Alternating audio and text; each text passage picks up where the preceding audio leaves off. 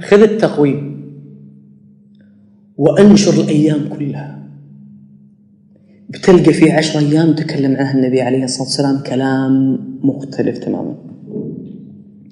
قال: ما من أيام، تقويم السنة كلها، ما من أيام العمل الصالح أحب إلى الله فيها، وفي حديث المسند الإمام أحمد أعظم وأحب وهنا خير من هذه الأيام، يعني 10 ذي الحجة. الصحابة عندهم الآن أن في أعمال في الدين، في صلاة وفي قيام في الليل يمكن يجهدك ويتعبك بنومك، صح؟ وفي زكاة تدفع من مالك وصدقات، ولا؟ وفي صيام يجوعك، وفي لكن عندهم أعظم شيء إنها الروح تقدم في سبيل الله، صح؟ أعظم شيء، ما في أعظم من الروح. الواحد يدرس عشان يبغى يمتع وهو حي، ما في أحد يقول أنا ببني بيت عشان إذا مت أتمتع ببيتي، لا مو لك خلاص، صح؟ فالصحابة يعرفون أن أعظم شيء ممكن الإنسان يقدمه لدين الله أنه يقدم روحه. فقالوا: يا رسول الله، الكلام هذا خطير، يعني أحسن أيام مرة قال مرة أحسن أيام، قالوا: يا رسول الله ولا الجهاد في سبيل الله، يعني لو أروح أطلع نفسي في سبيل الله لله. قال: ولا الجهاد، والله كأنها صاعقة على رؤوس الصحابة. قال: ولا الجهاد. توقع يقول لا، توقعوا أنه يقول لا، لأنه يقول يغفر للشهيد أول قطرة دم تخرج منه، فأكيد يشفع في 70 من أهله. قال: ولا الجهاد في سبيل الله، حتى الجهاد أنت أحسن. قال: إلا رجل. أي صفات هذا الرجل؟ له صفات.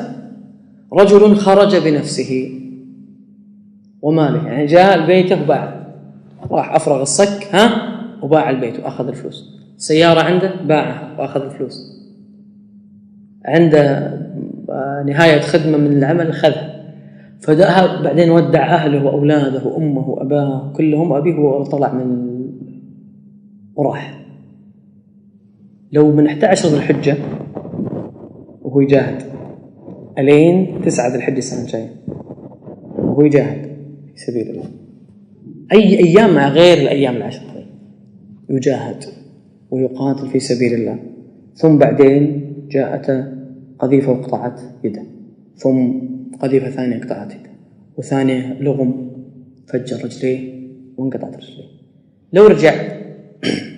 لو رجع وأنت قاعد تشتغل في العشر هذه، من أحسن أنت له؟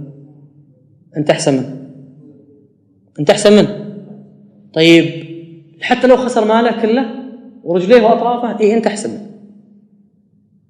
طيب لو مات ورجع ماله، نزف في سبيل لين مات، بس رجع ماله أو شيء من ماله، أي شيء، من أحسن أنت. قال النبي عليه الصلاة والسلام في آخر الحديث: ثم لم يرجع من تبعيضية ذلك بشيء. إذا رجع منه أي شيء أنت أحسن منه. شفت قدرها عند الله وانت قاعد. طيب ايش اقدر اسوي في هالعشر؟ تكفى حبيبي الغالي، ان كنت ما صمت امس واليوم صم بكره، ولا حاول، تراها غاليه، غاليه الايام دي فوق. ان كنت حبيبي الغالي اذا جلست مجلس ما تقول لو في نفسك استغفر الله واتوب اليه، اللهم اغفر لي وتب علي انك انت التواب الرحيم 70 مره، حاول في هالايام بالذات كلها. إذا كنت ما تقول لا إله إلا الله 100 مرة قلها. إذا كنت تجي المسجد متأخر على الإقامة 10 أيام ذي، حاول إنه يأذن وأنت في المسجد أو بعد الأذان وأنت في الطريق، حاول. إذا كنت ما تصلي السنن الرواتب فيها 10 بالذات، باقي 8، حاول. طيب سجودك لا يصير زي الأيام العادية، طولها شوي. إذا ما تقوم قم، هذا 10 أيام بس. أنا أقول لك كم هذه الأيام غالية، يمكن ما ندركها، لكن شوف قدرك عند الله إيش بيصير. كم بيفرج لك الله من هم بسبب هالعمل اللي رضي الله عنه في هالأيام، كم بيفتح لك الله، كم بيغفر لك الله، كم في الدنيا والآخرة. الله سبحانه وتعالى واسع عليم سبحانه وتعالى.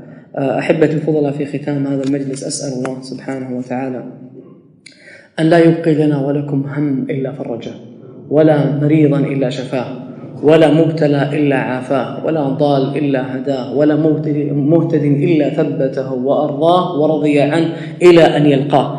اللهم يا ربي نسألك بأحب اسم إليك وبأحب صفة إليك، نسألك بأننا نشهد أنك أنت الله لا إله إلا أنت الأحد الصمد الذي لم يلد ولم يولد ولم يكن له كفوا أحد، أن تنصر بنا دينك نصرة ترضى بها عنا وأنت في سماك.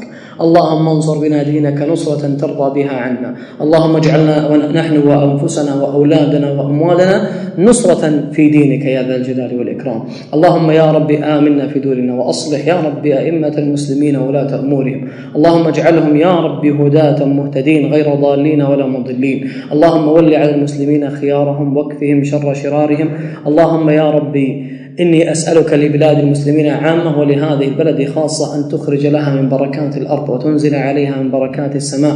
اللهم يا رب اجعلها عامرة بتقوى الله، اللهم اجعلها عامرة بالتقوى. اللهم يا رب آت نفوسنا تقواها وزكها أنت خير من زكاها، أنت وليها ومولاها. اللهم إنا نسألك أن ترزقنا أحسن الأخلاق وتهدينا إليها، لا يهدي إلى أحسنها إلا أنت. اللهم يا رب إنك قلت وقولك الحق، رضي الله عنهم ورضوا عنه. اللهم فبلغنا رضاك يا ذا الجلال والإكرام. اللهم إنك تعلم أن في صدور أحبتي هؤلاء وإياي أمنيات لا يعلمها إلا أنت. اللهم لا تفرقنا من مكاننا هذا وفي صدر أحد منا أمنية هي لك رضا وله فيها صلاح إلا كتبت يا ربي قضاءها قبل أن ينفضوا من مجلسهم هذا. إن ذلك عليك يسير، وإنك بالإجابة جدير، وإنك على هذا كله لقدير. وأصلي وأسلم على أشرف من وطئت قدمها الثرى بأبي وأمي عليه الصلاة والسلام. جزاكم الله خير وأسأل